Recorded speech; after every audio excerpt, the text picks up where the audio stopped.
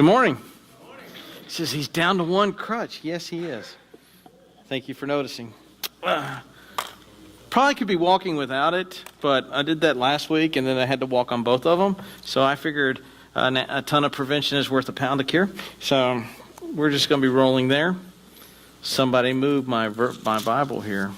It's a good thing I had it marked. Last week, we were in Psalm 9, verses 1 through 10. And one of the things that we pointed out in Psalm 1 or Psalm 9 is there's a list of things that we do. There's a fourfold thing that we do. And then there were 7 things that God did. And the author is going to continue this on in Psalm 9 because Psalm 9 is one large unit of thought. And it goes into Psalm 10. We're going to get into 10 because it's pretty much kind of the same well. And I want to skip along and cover some other topics. But in Psalm 9 last week in verse 1 and 2, these are the 4 I statements. I will give thanks to the Lord with a full heart. I will recount all your wondrous deeds. I will be glad and exalt in you. I will sing praises to your name, the Most High. Those are the things that we do, even in the midst of suffering. Now, this half of the psalm is going to turn a little darker. If you've already kind of seen it, we've got this guy called the Avenger of Blood coming, and people being destroyed. And one of the refrains I want you to think of, in Hebrews chapter 10, there's a very haunting verse, and it says, "It is a fearful thing to fall into the hands of a living God."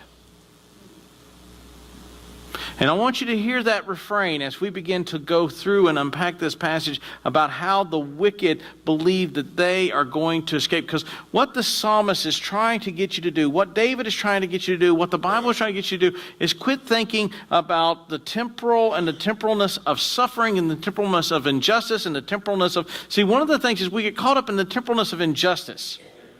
And we get so focused on justice being made in the temporal realm that we believe that if justice isn't meted out in this realm, that there is no justice. And you hear that. Well, the guy murderer got off scot-free. I guess there is no justice. Folks, it is a terrible thing to fall into the hands of a living God. Do you really believe that the murderer who escapes justice in this temporal realm escapes justice before a holy God? Is your faith in God that small? See, the author in David is trying to get you to think eternal in nature, the eternal outlook of things, that these things are resolved in the eternal, not the temporal. Well, I live in the temporal. Yeah, you sound like Marcia. You sound like Jan. Marcia. Yeah, I got it. Notice what David is going to be doing here in the next little bit. If I were to title this, I would title this, The Steadfast Love of the Autonomous God. And why do I bring this up? This whole passage is working all the way to the end, to verse 20, and setting up an argument. And at the end, you're going to see this interesting statement at the end. And then we're going to go and look at a couple of different passages that help us understand and unpack all that's being said here. The steadfast love of a God who is a law unto himself. Now, why do I keep mentioning that? Because we as human beings tend towards the arrogant. Even those of us from the more humble aspect, like myself, we track towards the arrogant. And the reason why I say that is because we believe at times we are our own gods. Or we put our strength and our hope into other things to save us, or we believe that our decisions are ours and make no impact upon anyone else. Folks, if that's the case, then you're autonomous. Let me help you out. It's tax season. You assert your autonomy with the tax man. See how well that goes. I know of no one, even a self-employed individual, that is autonomous from the decisions of other people. That soldiers used to come to me all the time. Man, I can't wait to get out of the Army. Then I can be my own boss and no one's going to tell me what to do. I said, you going to do services for cash? He goes, yes. Someone is going to tell you what to do. It's kind of like the kid that says, man, when I leave home, right? None of you that are adults now that have kids have ever made this statement, right? None of you have ever looked your parents in the eye and go, when I leave home, man, am I going to be free? You look back and you go, I had more freedom when I lived at home with mom and dad.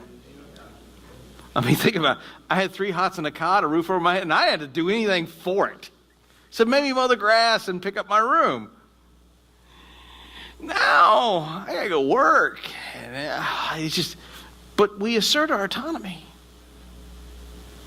And folks, there's only one autonomous being, and he is God. And you're going to see that this autonomous sovereign being, he has a covenantal love for things that have no weight, for things that are but dust. And let's see what our responsibility is. I will sing praises to the Lord who sits enthroned in Zion. I will tell the peoples of his deeds. For he who avenges blood is mindful of them. He does not forget the cry of the afflicted. That's an interesting phrase. Notice that the theme picks up again, right? The I-U phrase. I'm a little dry, probably with sinuses going on, so I'm going to be drinking a lot today. Drinking water. Need to verify that. Preacher says he's drinking water. I bet that's not water in that bottle. Notice what it says here. Sing praises, tell. Does that fit with parallel with what happened in 1 and 2? Yeah. These are the I statements. These are the requirements of us. Now here's the thing. You're going to see that David is in the midst of it. He is in the thick of it. This is why you have the weird phraseology, the avenger of blood. And forget not the cry of the afflicted. David is telling you in words, I, David, am going through something very, very difficult. And notice what he says. I will sing lament. Good day to you. It's nice of you to notice me. Look like rain to me, probably rain all over me. Guess that's just how things are supposed to be here in this gloomy place. Who sings that song? Eeyore. Is that a lament or a praise? That's a lament. Sorry, I didn't mean to shatter your ears. That's why you don't see me sing. Is Eeyore extolling the praise of rain? Is he extolling the praise of living? No, he is playing the woe is me card. If you understand Winnie the Pooh, they're different. From our understanding, they're different personality types, and it's kind of fun to watch and then understand the personality types. If not, I've just ruined it for you. I will sing praise to the Lord who what? Sits enthroned. Last week he explained who develops his throne.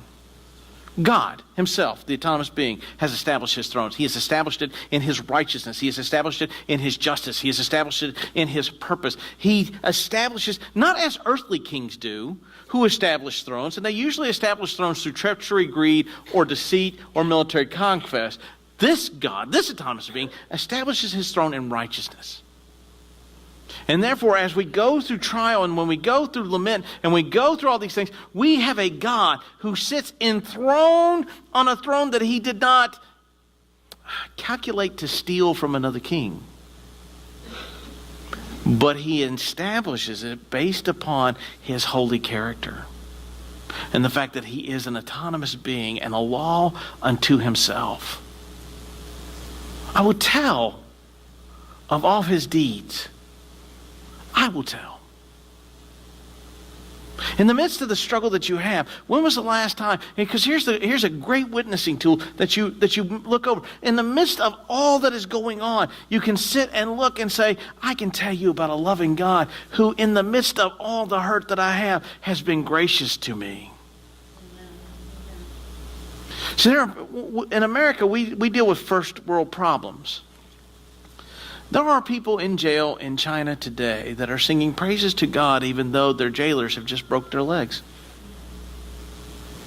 That have yanked their fingernails out of their body because, well, they profess the name of Christ and they praise his name. If you go to the book of Acts, you have several accounts where the apostles were imprisoned, some waiting to be beaten in the morning and some possibly even to be killed in the morning. And you know what they were doing in their prison cells? Thanks, Paul. Thanks. I had tickets for the concert on Friday, but no, you had to do open air preaching. Yeah, thank you. I had a promising career as whatever. But now it's all over thanks to you and your street peeking. Is that what they said? They were singing praises unto the Lord. And in both cases, or in all the cases, the Lord sends someone to get them out of the prison. You go, man, I wish God would do that. Yeah, I wish he would do that too, because my knee is still killing me. But here's the thing. That's my bear to cross. So because we're looking at the temporal, the disciples in all those cases were looking at an eternal game plan, not a temporal game plan. This is why Paul can say over and over, for me to live is Christ, but to die is gain. This is why you can say, I can do all things through Christ. By the way, that verse does not mean that you can you can play Michael Jordan in a game of hoops being I'm 5'9". 5'9", take on MJ, and the whole time I'm playing, I'm yelling, I can do all things through Christ. Does not mean I'll win. No matter how much I believe it. Because that verse doesn't mean that. That verse is talking about adversity. And being able to bear up in the midst of adversity. For he who avenges blood is mindful of them. What a weird statement. It's kind of a dark statement too, isn't it? Who is the antecedent of the them? That's a pretty good question. Is the antecedent of the them his deeds? The afflicted? Who is it? Who is the them? And the temptation is to either tie it back to the deeds that he's done or to those who are afflicted. And the problem is this is a standalone. The them references those who do violence and shed blood. The avenger of blood is mindful of those who shed blood of the innocent, who attack those who are God's people, who are doing things out of violence for their own purpose. And notice this phraseology, the avenger of blood. This is the phraseology that is also known as the kinsman redeemer. He is also known as the avenger of blood. How this works, if you are out and you are working in the field and someone comes along and he makes you angry and you cold cock him and knock him out and he dies, his brother or his next relative of male descent can hunt you down and kill you because you struck the image of God that led to death. The only salvation for you is to find one of 7 cities known as cities of refuge, and you have to live in that city of refuge until the high priest just dies. If they elect a young high priest, you're going to die in that city. And what it's showing here is God has referred to himself towards his people, towards David, as that he is the kinsman redeemer for that of Israel, or for that of David. And he is mindful of those who shed innocent blood. Let's pull this forward, folks. When we think that there is no penalty that's going to come from the Holocaust that we are allowing to be permitted upon our nation's shores, and we do not change our voting habits to put an end to that, God holds that innocent blood, and that blood avenger remembers those deeds. We are slaughtering more babies than Hitler did of grown adults over and over again. And it phases us not, because if it truly phased us, we would alter how we vote. Well, the other side isn't as good. I'm not advocating for either party. I'm advocating for the end of a Holocaust. And the problem is one party has developed into a death cult. I'm not advocating for a party. I'm advocating for an end of a Holocaust. Why? Because the avenger of blood is mindful of those innocent lives that are shed. And those who stood by and let it go on, you're complicit. Whether you like that or not. Well, I know there's going to be this kind of sermon. Buckle up, folks. He does not forget the cry of the afflicted. Here's the power of a holy God. Not only is he mindful of those who shed innocent blood, but he hears the cry of the afflicted. He hears those who are in the midst of the prison cell, who have absolutely no relief other than the faith that they have in God. And he hears their cry and is aware of their cry, and understand he could put an end to it in the temporal, but understand the end goal and the totality is the eternal. We're going to see here in a little bit that man is a transitory being. We are finite. We're nothing. The text is going to make it very clear, and this is the point it's working its way to. And so in that nothingness, he hears us. And he avenges us. And that avenging may come at a time in the future. And we have to be okay with that because we serve a God who's not bound by the temporalness of time. See, this is a very American, Western issue. We want resolution to our problems now. You go to the East, they do not struggle with this. They do not have this same issue. They understand the corporate eternality better than we understand. Now, we got the oneness side down, but they've got the other side down really well. Be gracious to me, O Lord. See my affliction from those who hate me. O you who lift me up from the gates of death, that I may recount all your praises. That in the gates of the daughters of Zion I may rejoice in your salvation. All right. Be gracious to me, O Lord. Why? You, goes back to the you statements. You, God, sees the affliction from those who hate me. Let me help you out, folks. You are never going to catch God off guard with the fact that you suffer. God is poignantly aware of your suffering. God is poignantly aware of your suffering, and in the midst of your suffering is present in the midst of it. The issue is whether or not you recognize He's there or not. And your recognition of Him being there does not negate His being there. Just is how you choose to focus on it. Well, you don't understand my level of suffering. You're right, I don't. But see, again, that's a very first world problem because we have entered into an age in the United States where being the most offended means that you get the biggest trophy. This is the issue with identity politics. This is the issue with offense politics. If you go look at any college campus, the most offended party wins.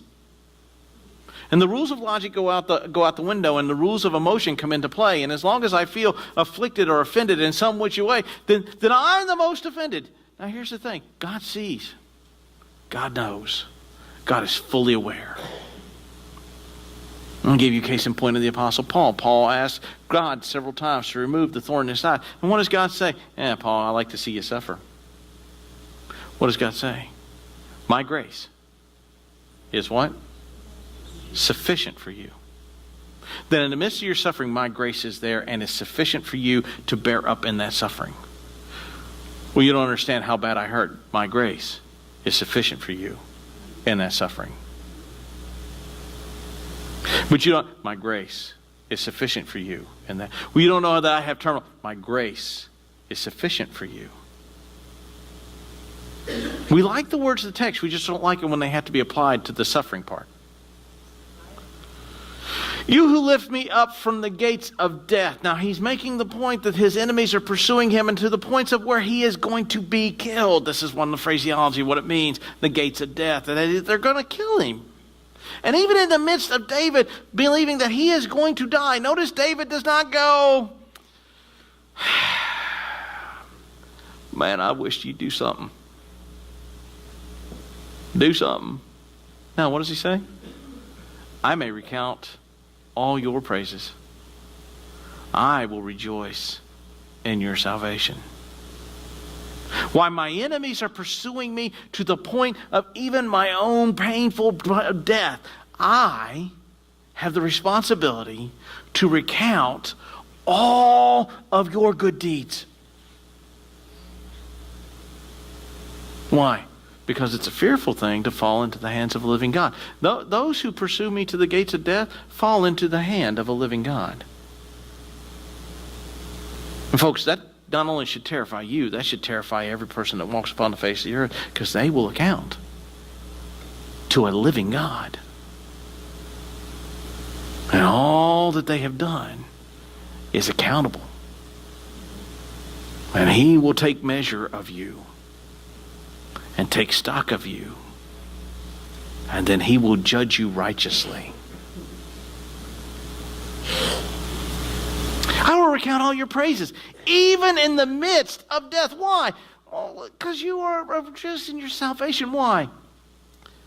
Because in the gates of Zion, I rejoice because you will lift me up While death seems like it's the end all, it's not. Why? Because I go to a different place. That's the weird phraseology that's going on here. I go to a different place. I go to the place where your throne is established forever, because the throne is established in Zion. I go to the gates of the daughter of Zion. I go to the place where you've established your throne.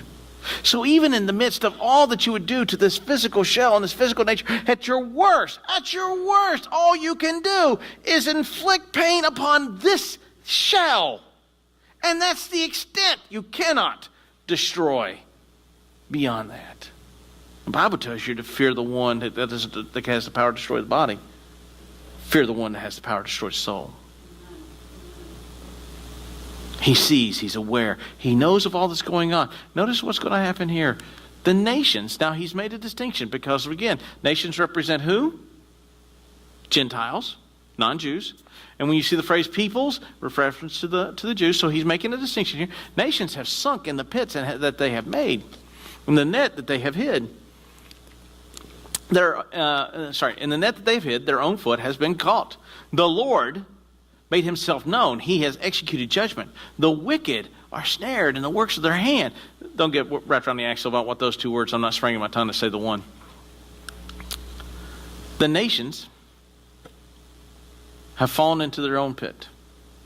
That's the idea of when you go hunting, especially dangerous game, it advantages you to put your game at a disadvantage, does it not? I mean, if you're going to hunt a lion, do you want to be in the brown Sahara grass with it, or would you like for it to be in a hole deeper than it can jump out of, to where you can just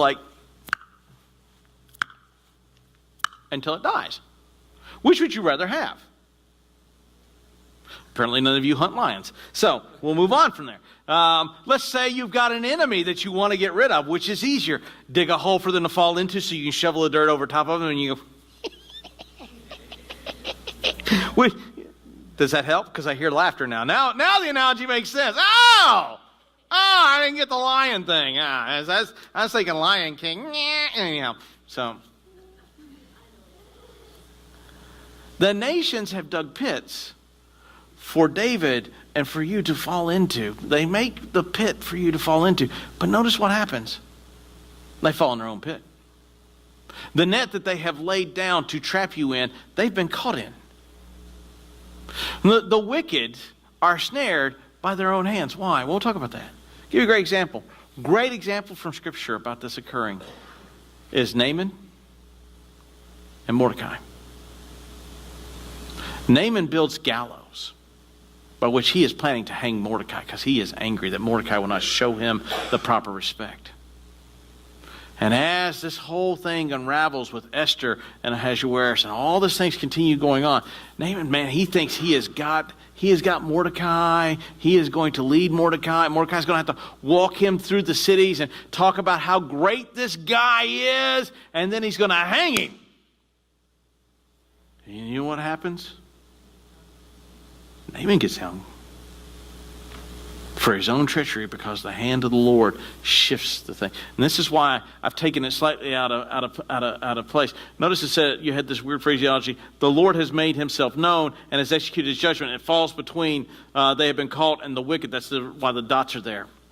The reason why I moved it there is because the attempts of the enemy to bring you harm are irrelevant. Why? Because the Lord has already made himself known. He has made himself known to his people, and he has made himself known as the avenger of blood to those who do you harm. And he has, this is the key phrase, he has already executed judgment. And the judgment that he has executed upon those who seek after David is that they fall into their own snares, they fall into their own traps, and they fall into... Here's the great thing about when you're in the midst of it, and you've got people that are persecuting you, a lot of times the inclination is to fight back. I have noticed that if I let God take care of it, they seem to fall into their own trap just fine. Like I said, the individuals that ruined my career in the Army a year later ended up destroying his own career in a most fabulous way, in which he made a total fool of himself inside of the highest man in all of Europe, and that man sent him to the Pentagon to make coffee for everyone else. Which means, if you don't understand, if you're a colonel and you get sent to the Pentagon, you're like a private in a unit. There's colonels everywhere in the Pentagon. You make coffee and get copies. That's what you do. So it's a demotion, really. So that's kind of what happens. He thought he was doing hot stuff. He got demoted. I've noticed through life this happens over and over. The textual example from Naaman and Mordecai. All these guys tend to think that they have got the people of God. And notice what happens. They fall upon their own snares. You go from the conquest to Canaan. Joshua takes a section. There's a king that when he has conquered other nations, he takes the kings that he conquers, he cuts off their thumbs and he cuts off their big toes. Now, why does he do that? Well, without a thumb, you can't grasp. And without your big toes, you can't run. And when Joshua captures that king, you know what they do? They cut off his thumbs and toes. And the statement is, I have done this to other men, and now I understand the wickedness of what I've done. God executes his judgment. Well, I wish he executed it now. You got to understand, God is looking at an eternal process. We need to shift from a very temporal means of understanding suffering and a temporal means of understanding justice to an eternal means of understanding suffering and justice. And understand that God executes his justice on all these folks, and eventually it comes in the eternal. And you go, well, I want it now. Typically, when you want justice now in the temporal, you're not wanting justice. Guess what you're wanting? You're wanting revenge. You're wanting revenge. And revenge typically is not justice.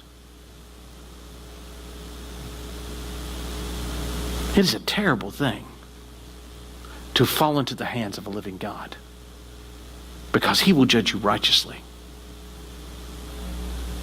He will judge you fairly. Let me help you out. You want God to be unfair with you in his judgment of you. You want God to show you grace, which is unfair, because grace is something you don't earn. And in so doing, you want him to be unfair with you, because if he was fair to you, he would throw the book at you, because that's what fairness demands. Because it is a fearful thing to fall into the hands of a living God. He executes his judgment. The wicked shall return to Sheol, all the nations that forget God. For the needy shall not always be forgotten, and the hope of the poor shall not perish forever. You see a theme here. God punishes those who are wicked. The needy and the poor, he hears. The wicked shall return to Sheol. Now, this is a weird phraseology. What is Sheol? And a lot of times, folks are very quick to go, well, that's hell. No, it's not. In Sheol, you have to understand the Jews had a very interesting concept of Sheol, and you see this coming out in the New Testament. In Sheol, you have two places, and especially in the New Testament, they're fleshed out even more. You have paradise and you have Hades. By the way, in the New Testament, you have two words that the King James has translated hell, and one of them actually means hell, the other one means Hades. And you go, well, that sounds... Trust me, that's how they're translated.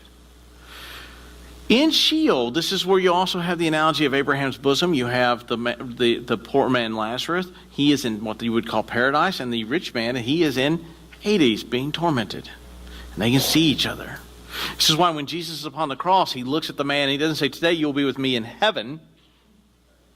He uses the phrase paradise. And this fits into the Jewish understanding of this concept of Sheol. Sheol is a holding area. It is a place that souls that die are awaiting the day of the Lord, that when he returns, the wicked are judged ultimately, and then they are thrown into Gehenna, which is the New Testament phrase, for hell. Which is why when you read passages that Jesus descends into hell, he descends into Hades. He does not descend into Gehenna. And that alters the meaning of that verse at times. And I just kicked open a big rabbit trail, and I'm not going to fall through it. I'm going to let you guys go and study that one out. But the wicked will go to Sheol, to the place of torment on that side of Sheol. The nations, Gentiles, that forget God, that's where they go. This goes all the way back to Psalm chapter 1, right? God knows the righteous, and the wicked what? Perish. But the needy shall not always be forgotten. Were they forgotten before? And the answer is no. But the understanding from this, if you're looking at this from a very humanistic idea and from David's mindset, when the needy are oppressed, does it look like God has forgotten them? When the poor are oppressed, does it look like God has forgotten them? If you're from the standpoint of the nations, one of the things that the nations use when they attack Israel, their God has abandoned them. You see this when the Philistines take the ark. One of the reasons why they take it and put it in the temple is because they believed that the Israelite God had abandoned them on the battlefield, and they took the statue of their God and put it in their house of worship. And we found, but from remembering 1 Samuel, how that went for them. If you haven't read 1 Samuel, it does not go well for the Philistines. They give it back, and they give it back very quickly. The needy aren't always forgotten. He's not talking temporally here. He's talking eternally. So we need to shift away from the temporal satisfaction of hurt, owies, boo-boos, pains, sufferings, illnesses, and all the things that come with this temporal shell to an eternal focus.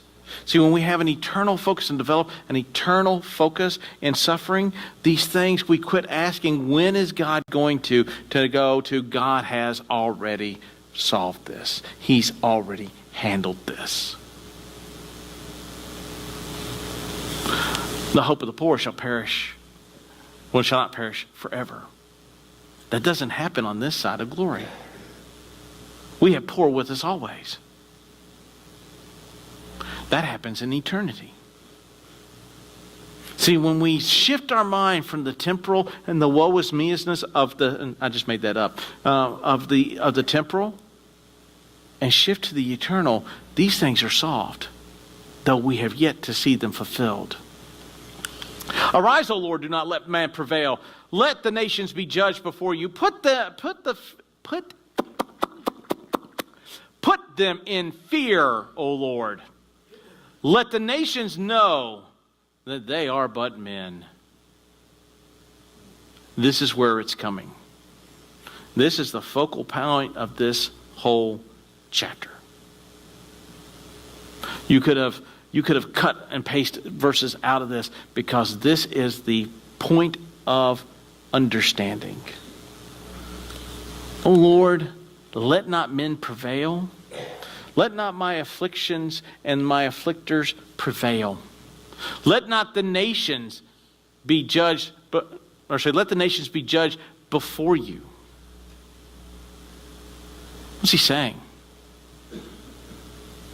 God, I'm asking you to do righteous justice. And even if it's on the future, I am calling for you to do so. Put fear in them. What fear? What fear would you put into man? Well, let me help you out. It is a terrifying thing to fall into the hands of the living God. Well, that is a fear he wants them to have in them. Why? Second phrase, let the nations know that they are but men. Let the nations know that they are but men. They're not gods. They may possess powerful armies. They may be superpowers. They may be principles in power and authority, but they are but men. What's the phrase? Whether you're a king or a lowly street sweeper, eventually you will all dance with the reaper. You are but men. What does the Bible say about this? We've already talked about this a couple weeks ago. Remember from Isaiah chapter 40 that man, the nations, let the nations know they are but men. The nations are but fine dust in the scales of God. They are the things that the guy who uses the scale comes over, takes and goes, and hangs back in place. We are less than a drop from a bucket. Instill in them that understanding.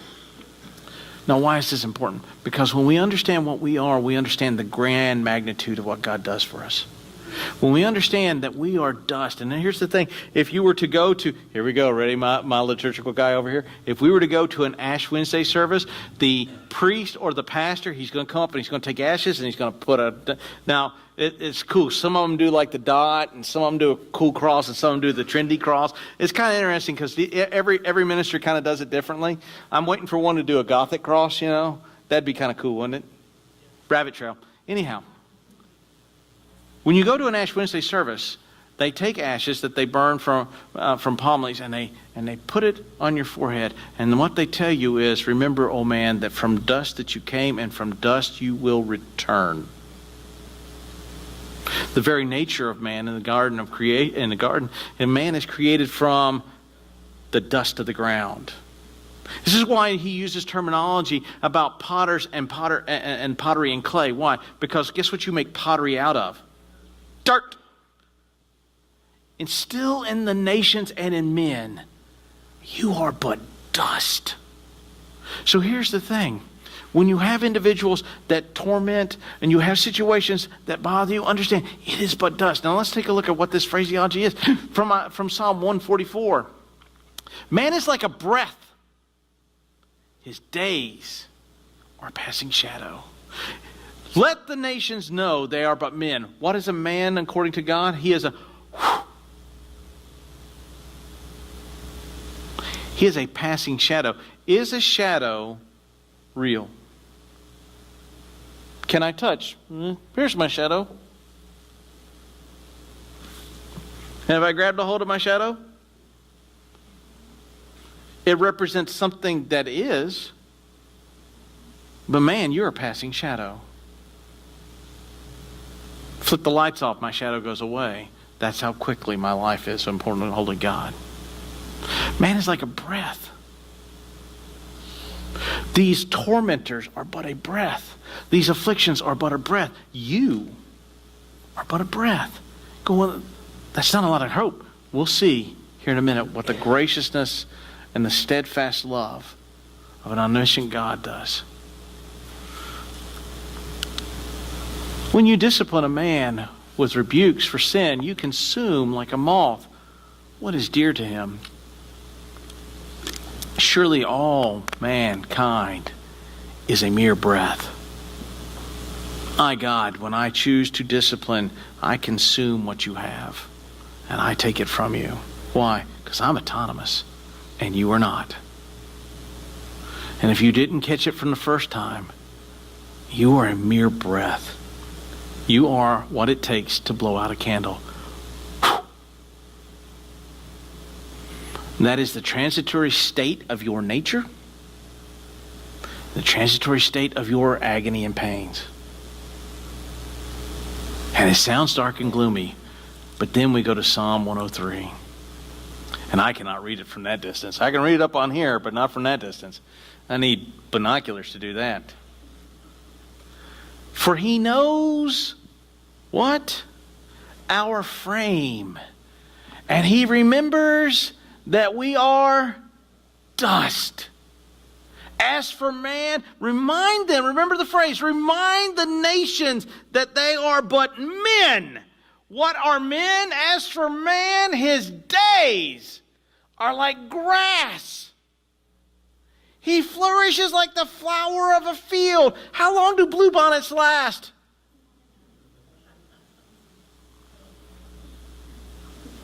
And notice what it says.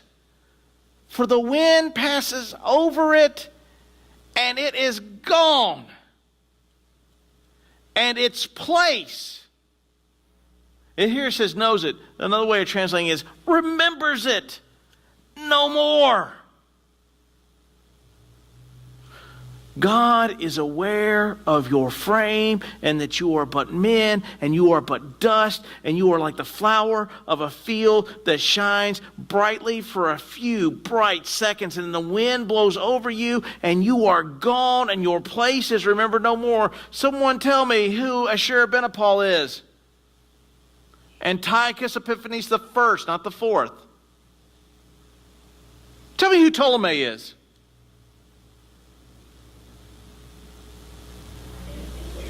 His place is remembered no more. And unless you're a study of antiquities, his place will never be remembered. And is gone. And its place. But, notice the phrase, but. See, it looks really dark. Remind men that they are but dust. Why? Because I see the affliction of my people. I see the trouble that they are in. I am poignantly aware of all that they are going to. And you are all but grass and dust that are blown away in an instant. But the steadfast love, this word steadfast, is the Hebrew word chesed, which is his covenantal love. It is the love that binds him to Abraham when Abraham does not walk between the pieces of meat torn in half, and where God binds himself covenantally to the children of Israel, regardless of whether or not Israel follows and obeys God. It is the same love that God covenantally binds himself to with Moses and with and with David and through Christ. It is the same covenantal love that compels the Christ to the tree to die for, here's the kicker, for dust. The magnitude of the love of God is that in his covenantal faithfulness, he binds himself to very transitory beings who are but dust, and we get caught up in this idea that our pain is so great that God does not care. And God is reminding you, your place is very temporal on this earth. But I have bound myself in my faithfulness to you temporally, right? Is that what it said? Temporally?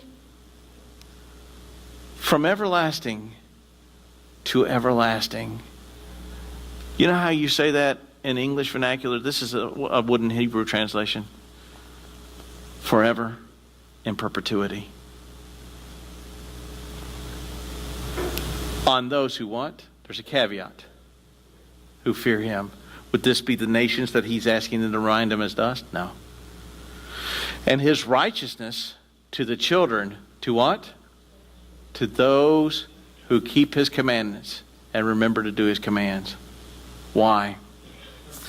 You hear the same themes in Psalm 9. The Lord has established his throne in the heavens, and his kingdom rules over all. The greatest storm you have in your life is transitory. It is temporal. It is here and will be gone. Your life and all that you will obtain in this life, and all the wealth that you will have, and all the things that you get, and all the things you acquire, and all the things that you have, it is but, and it is gone. Unless you think so highly of yourself, you are the things that the guy, when he uses the scale, wipes out and shakes off in a cloth. Yet, in spite of being that, the steadfast love, the covenantal love of an autonomous God binds himself to you, sends his son to die for you, to redeem you back.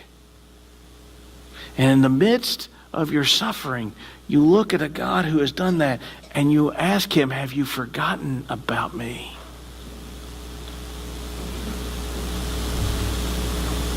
And we should look at this passage and go, he does not forget. He is poignantly aware.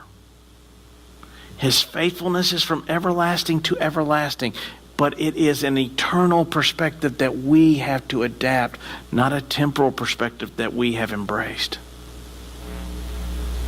You're here today, and you have embraced a very first world American idea of suffering, and you were thinking suffering must be resolved in the temporal state. I encourage you, I implore you to shift your focus. That the resolution that is brought and promised by the hand of God is not necessarily to be enacted and finished out in the temporal space of this life, but in the eternal. You are being oppressed, and there are people that are bothering you, that are doing things that intentionally to harm you. Understand that is, you want the temporal justice of now, but yet you have to understand in God's economy, it is the eternal focus. You're here today, and you don't know the sovereign, autonomous God. The love of God is such that he compels and will bind himself to things of no value. You and I, dust, a mere flower that blows away. And then by making you his child, he binds himself to you to stay with you in his covenantal faithfulness, even at times if you were to sin or to walk away. The steadfast love of a holy God binds himself to you. But it only comes if you are willing to repent and follow after him. If that's you today, I invite you to come forward. I'd love to talk to you about the wonderful, steadfast love of a holy God. In the end, we need to shift our focus from the temporal to an eternal mindset. All of our ills, all of our pain, all of our torment, all of our suffering are resolved by a holy God who recognizes that we are but dust. And he sits enthroned in his kingdom, and his throne is over all kings. And for those of you who do evil, it is a fearful thing to fall into the hands of the living God. That is also in this text. And my encouragement for you that do those things and are spiteful and are hateful individuals, that you understand exactly what this text is saying to you. Judgment comes. And it comes swift. If you're here today and fit any of those categories, I ask that you come down.